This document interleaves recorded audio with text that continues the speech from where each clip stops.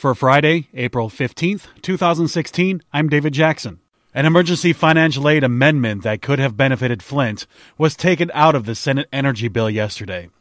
TheHill.com reports that a $250 million aid package, sponsored by Oklahoma Senator James Inhofe and Michigan Senators Debbie Stabenow and Gary Peters, was added to an energy bill in Congress in February that could have provided funds and loans for communities across the country to repair aging infrastructure.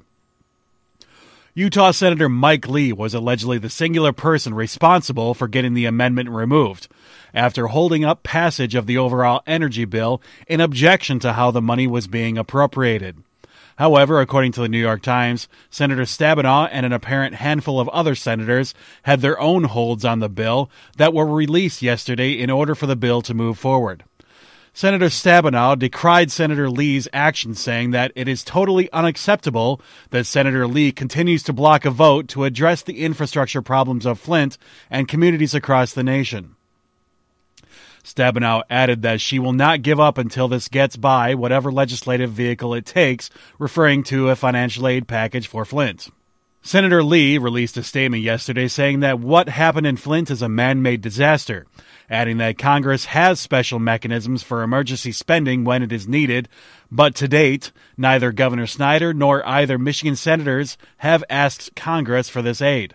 Senator Lee noted his own opinion in the statement, saying that what he thinks is really happening here is that Washington politicians are using the crisis in Flint as an excuse to funnel taxpayer money to their own home states and trying to sneak it through the Senate without proper debate and amendment.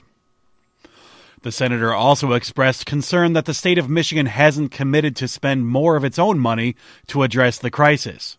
These comments are in line with what Senator Stabenow said to reporters last Friday.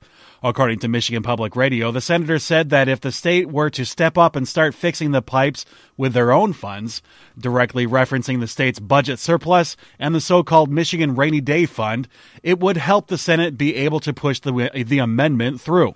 State House Speaker Kevin Cotter, however, noted that it is very odd that she would make that statement and identify the fund source, adding that the senator should focus on a federal-level solution and spend less time worrying about what the state is doing.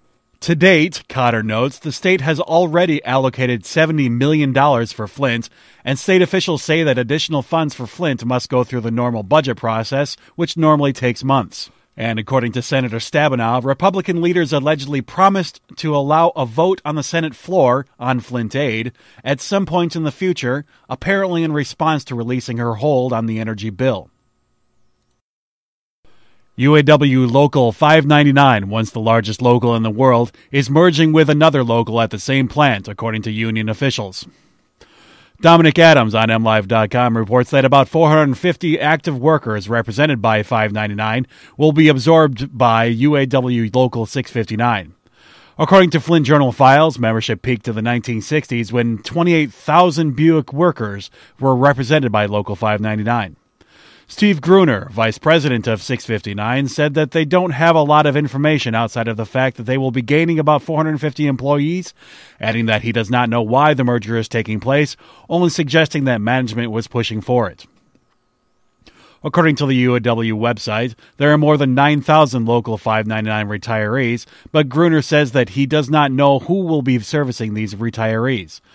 Gruner said that he is happy that they are gaining members, but he is sad that they are losing a local that dates back to 1939. For WKUF News, I'm David Jackson.